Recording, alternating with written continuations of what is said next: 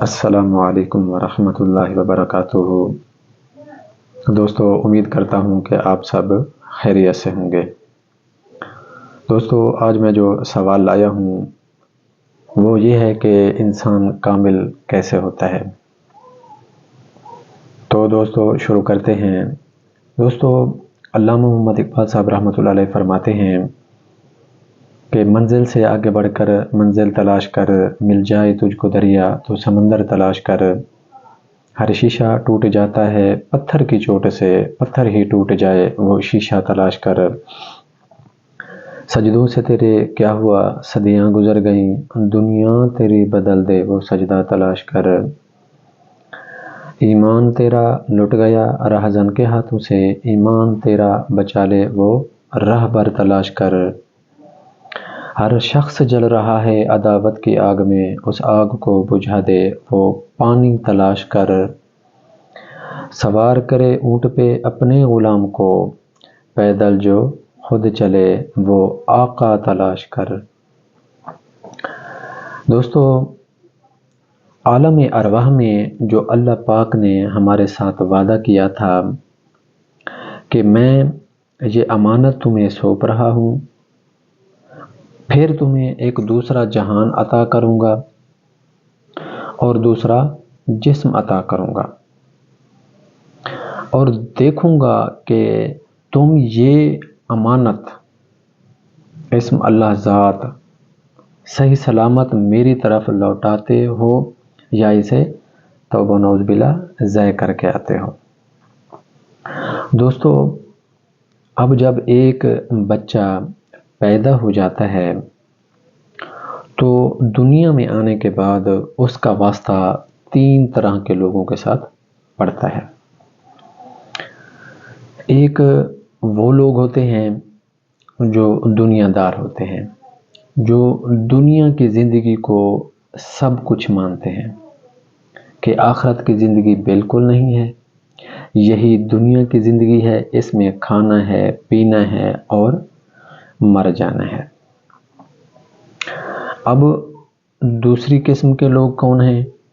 وہ ہیں طالب عقبہ، یعنی طالب جنت۔ وہ دنیا کی تعلیم بھی بچے کو دیتے ہیں اور بچے کو دین کی تعلیم بھی دیتے ہیں۔ ان میں یہ اساتذہ کرام، علماء کرام یہ سارے آ جاتے ہیں، اور کچھ اولیاء کرام بھی آ جاتے ہیں جو کہتے ہیں کہ ہمارا کام بھی چلتا رہے گا، یعنی ہمارا گھر بار بھی چلتا رہے گا اور ہم آخرت بھی بنا جائیں گے، یعنی جنت کے طالب ہوتے ہیں۔ اور تیسری قسم کے جو لوگ ہوتے ہیں وہ ہوتے ہیں طالب مولا، جو اللہ پاک کی رضا چاہتے ہیں، جو چاہتے ہیں کہ اللہ پاک ہم سے راضی رہے۔ کیونکہ جیسا کہ آپ کو پتہ ہے کہ حضرت عیسیٰ علیہ السلام کی قوم میں 71 فرقے تھے، حضرت موسیٰ علیہ السلام کے دور میں 72 فرقے تھے، اور نبی پاک صلی اللہ علیہ وسلم نے فرمایا کہ میرے دور میں، میری امت میں 73 فرقے ہوں گے اور نجات والا ان میں ایک ہوگا۔ اب نجات والا تو صرف ایک ہی ہے فرقہ، باقی سب کون ہیں؟ ان میں طالب عقبہ ہیں، طالب دنیا سارے شامل ہیں۔ اب جب ایک بچہ آ جاتا ہے تو جب وہ بڑھتا چلا جاتا ہے، اس کی پرورش ہو جاتی ہے، تو طالب دنیا اپنی طرف کھینچتے ہیں، طالب عقبہ اپنی طرف کھینچتے ہیں اور طالب مولا اپنی طرف کھینچتے ہیں۔ دوستو، اصل بات کیا ہے؟ اصل بات یہ ہے کہ یہ ہمارا ظاہری جسم، اس کے اندر موجود ہے روح، جو اصل انسان ہے، اس کی پرورش یہ جو طالب عقبہ ہوتے ہیں یا طالب دنیا دار ہوتے ہیں وہ نہیں کرتے۔ وہ ظاہری جسم کو ہی سب کچھ مانتے ہیں، ذکر اذکار بھی کرتے ہیں، زبانی کلمہ بھی پڑھتے ہیں، زبانی ورد وظائف بھی کرتے ہیں، ان کی آخر کیا ہوتی ہے، ان کا مطلب کیا ہوتا ہے؟ عقبہ، جنت ان کا مطلب ہوتا ہے۔ حق باہو صاحب رحمۃ اللہ علیہ فرماتے ہیں کہ زبانی کلمہ ہر کوئی پڑھدا تے دل دا پڑھدا کوئی ہو، جتھے کلمہ دل دا پڑھیے جبھے نہ ملن ڈھوئی ہو، دل دا کلمہ عاشق پڑھ دے کہ جانن یار گلوئی ہو، دل دا کلمہ مینو پیر پڑھایا جا سن حضرت باہو میں صدا سہاگن ہوئی ہو۔ اب دوستو المختصر میں یہ کہنا چاہوں گا کہ اصل جو جسم ہے وہ ہے روح، اصل جو انسان ہے وہ ہے روح۔ اب اس کی پرورش کرنی ہے، اس جسم کی پرورش تو ہم نے کر لی، اسے کھلایا پلایا، ٹھیک ہے نا، اسے حسین بنانے کی کوشش کی، لیکن جو ہمارے اندر روح موجود ہے ہم نے اس کی پرورش نہیں کی۔ اگر ہم نے اس کی پرورش نہیں کی، ٹھیک ہے نا، اسے بیدار نہیں کیا تو وہ قرب الہی حاصل نہیں کر پائے گے، دنیا میں بھی اور آخرت میں بھی۔ اصل مقصد اللہ پاک کی معرفت ہے، اللہ پاک کی پہچان ہے، اللہ پاک کے انوار و تجلیات کا مشاہدہ ہے، دنیا میں آنے کا مقصد، اور پھر اللہ پاک کی جو امانت ہے وہ ہم صحیح سلامت اللہ پاک کو لوٹا دیں گے۔ کون سی؟ علامہ اقبال صاحب رحمۃ اللہ علیہ فرماتے ہیں کہ توحید کی امانت۔ توحید کیا ہے؟ اللہ ہو۔ توحید کی امانت سینوں میں ہے ہمارے، آسان نہیں مٹانا نام و نشاں ہمارا۔ اب اس توحید کی جو امانت ہے اسے ہم نے اللہ پاک کو لوٹانا ہے۔ اب یہ جو ہماری روح ہے یہ بیدار کیسے ہوگی؟ یہ بیدار ہوگی لِكُلِّ شَيْءٍ ثِقَالَةٌ وَثِقَالَةُ الْقُلُوبِ ذِكْرُ اللَّهِ تعالی۔ ہر چیز کو صاف کرنے کے لیے کوئی نہ کوئی آلہ ہے، اور دلوں کو صاف کرنے کے لیے اللہ پاک کا ذکر ہے۔ دوستو اللہ پاک کے ذکر سے دل صاف ہوں گے، روح بیدار ہوگی، تب جا کے وہ اللہ پاک کے انوار و تجلیات کا مشاہدہ کریں گے، تب جا کے وہ تھوڑا اس میں جان آئے گی۔ اس دنیا میں بھی ہم اللہ پاک کی معرفت اور پہچان حاصل کریں گے۔ دوستو اب کن کے پاس جائیں؟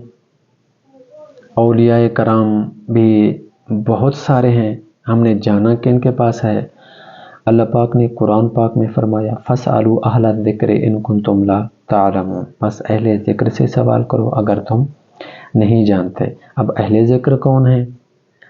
اہل ذکر وہ ہیں اصل میں جو وَاذْكُرِ اسْمَ رَبِّكَ بُكْرَةً وَأَصِيلًا، اور ذکر کرو اللہ کے نام مبارک کا صبح و شام۔ اللہ پاک کا نام کیا ہے؟ اللہ ہو، جو اللہ پاک کا ذاتی نام مبارک ہے، اللہ ہو، اس کا ذکر کرنا ہے۔ یعنی کہ یہ سارا کام کیا ہو رہا ہے؟ روح کو بیدار کرنے کے لیے۔ اب کرنا کیسے ہے؟ وَاذْكُرْ رَبَّكَ فِي نَفْسِكَ، نفس کا سانس، وَاذْكُرْ رَبَّكَ فِي نَفْسِكَ تَضَرُّعًا وَخِيفَةً وَدُونَ الْجَهْرِ مِنَ الْقَوْلِ بِالْغُدُوِّ وَالْآصَالِ وَلَا تَكُن مِنَ الْغَافِلِينَ، اور ذکر کرو اپنے رب کا سانسوں کے ساتھ، خفیہ طریقے سے، عاجزی سے، صبح و شام ذکر کرو اور غافلین میں سے مت بنو۔ یعنی صبح و شام اللہ پاک کی ذات کا ذکر کرنا ہے، یہ روح کو بیدار کرنے کے لیے۔ امانت الہیہ کو صحیح سلامت اللہ تک پہنچانے کے لیے، بقا حاصل کرنے کے لیے، اپنی پہچان حاصل کرنے کے لیے، اللہ پاک کی معرفت حاصل کرنے کے لیے ذکر کرنا ہے سانسوں کے ساتھ۔ ایک سانس اندر جا رہی ہے، ایک سانس باہر آ رہی ہے۔ اب جو اندر سانس جا رہی ہے اس کے ساتھ پڑھنا ہے، یہ ہے اصل ذکر۔ اس کے ساتھ پڑھنا ہے اللہ ہو، اندر جو سانس جا رہی ہے۔ اب جو باہر آ رہی ہے وہ ہے ہو، یعنی اللہ ہو، اللہ ہو۔ اب اس سے ہوگا کیا؟ اس سے یہ ہوگا کہ جب انسان نے دنیا میں آ کر جو گناہ کیے اس سے دل ہو گیا سیاہ۔ اب دل کو صاف کرنا ہے۔ دل کو صاف کرنے کے لیے صرف یہی اسم اعظم ہے جو دل کو صاف کر سکتا ہے۔ جب دل صاف ہوگا تو ہماری روح بیدار ہوگی۔ جب روح بیدار ہو جائے گی تو وہ اللہ پاک کا مشاہدہ، اللہ پاک کی معرفت اس دنیا میں ہی حاصل کر لے گی۔ تو دوستو، اس روح کو بیدار تو ہم نے کر لیا۔ اب قرآن پاک میں بھی اس کا ذکر ہے کہ روح کو بیدار جب ہم کریں گے تو اس کی جو طاقت ہے وہ لامحدود ہے۔ جسم کی یہ جو ظاہری جسم ہے اس کی طاقت محدود ہے، لیکن روح کو بیدار اگر ہم نے کر لیا تو اس کی طاقت لامحدود ہے۔ اس کی میں آپ کو مثال دیتا ہوں کہ قرآن پاک میں ایک واقعہ ہے حضرت آصف بن برخیہ کا، کہ اللہ پاک نے فرمایا قال الذی عنده علم من الکتاب انا آتیک بہ قبل ان یرتد الیک طرفک، کہ کہا تم میں سے ایک نے جس کے پاس کتاب کا کچھ علم تھا کہ میں تمہاری آنکھ جھپکنے سے پہلے تخت حاضر کر دیتا ہوں۔ اب حضرت آصف بن برخیہ کے پاس اسم اعظم کی طاقت تھی۔ اچھا، اب یہ اسم اعظم ہم لے گئے کہاں سے؟ وہ دنیا میں صرف ایک ہستی دیتی ہے اسم اعظم، وہ ہوتی ہے نور الہدا ہستی، کامل مرشد۔ وہ صرف دنیا میں ایک ہوتا ہے جو عطا کرتا ہے، یعنی ہم نے مرشد کامل کو ڈھونڈنا ہے، اس سے اس ذکر کو لینا ہے۔ اس ذکر کو لینے کے بعد ہم جب یہ ذکر کریں گے تو ہماری روح بیدار ہو جائے گی۔ اگر قرآن پاک میں ہے وَمَنْ أَعْرَضَ عَنْ ذِكْرِي فَإِنَّ لَهُ مَعِيشَةً نَحْشُرُهُ يَوْمَ الْقِيَامَةِ أَعْمَىٰ، جس نے ہمارے ذکر سے روگردانی کی اس کی روزی تنگ کر دی جائے گی اور آخرت کے دن اسے اندھا کھڑا کیا جائے گا۔ اگر تمہیں یہ ذکر نہ ملا تم آخرت کے دن اندھے کھڑے کیے جاؤ گے۔